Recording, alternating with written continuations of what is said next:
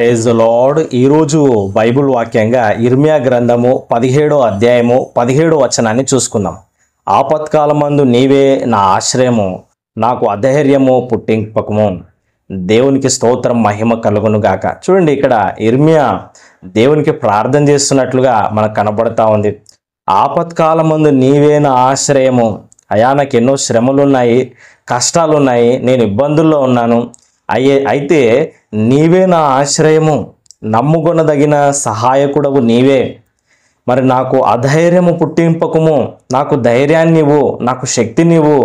అయా, ఈ శ్రమల్లో నుంచి నన్ను తప్పించుము అని ప్రార్థన చేస్తున్నట్లుగా మనం చూస్తూ ఉన్నాం. ఈ 17వ అధ్యాయంలో మనం చూసుకున్నట్లయితే, కొన్ని విషయాలు ఆలోచన చేసినట్లయితే, ఇజ్రాయేలు ప్రజలు తప్పిపోతున్నట్లుగా, ఇజ్రాయేలు ప్రజలు పాపం చేస్తున్నట్లుగా, విగ్రహారాధన చేస్తున్నట్లుగా మనం చూస్తూ ఉన్నాం.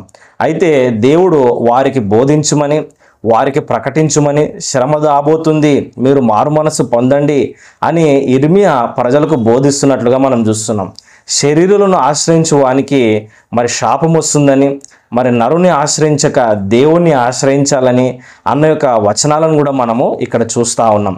ఈ అధ్యాయంలో కొంచెం మనము చూసుకున్నట్లయితే, విశ్రాంతి దినాన్ని మీరు ఆచరించాలని, ఆ విధంగా యెరూషలేము పట్టణంలో నీవు ప్రకటించు అని ఇర్మియాకు దేవుడు చెప్తున్నట్లుగా మనం చూస్తూ ఉన్నాం.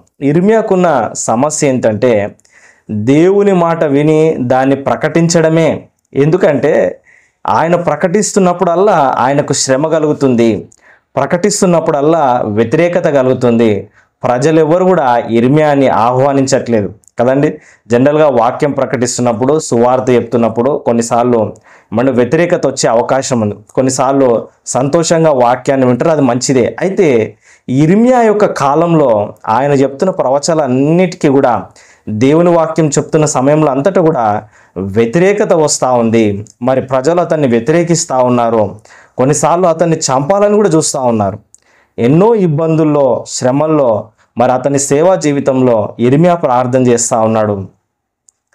ఆపత్కాలమందు నీవే నా ఆశ్రయము, అయ్యా నీవే నాకు తోడుగా ఉండి నన్ను ధైర్యపరచు, నాకు శక్తినివ్వు అని ఇర్మియా దేవునికి మొరపెడుతున్నట్లు మనము కూడా ప్రభువుకు మొరపెట్టినట్లయితే మన శ్రమల్లో ఆయన తోడుగా ఉండి ధైర్యాన్ని ఇచ్చి నడిపించే దేవుడుగా ఉన్నాడు. ఆమెన్. చిన్న ప్రార్థన.